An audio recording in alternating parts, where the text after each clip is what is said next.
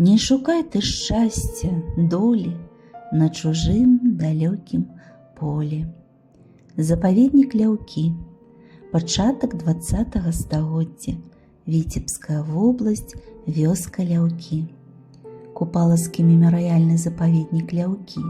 Ціхі куток прыроды на высокім беразе Дняпра, непадалёк ад вёскі Ляўкі Аршанскага раёна, калісьці скарыў сэрца славутага Янкі Купалы.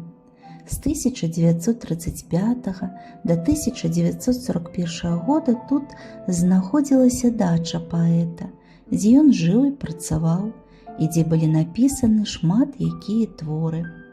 На жаль, дача не ацалела ў полымі вайны, але на яе месцы стаіць дакладная копія будынка. І з 1978 года працуе мемарыяльны запаведнік Ляўкі. Сярод мноства іншых экспанатаў вылучаецца бадай аўтамабіль «Шаўрале», якім валодаў народны паэт. Дзякуй за ўвагу, сябры. Да новых сустрэч!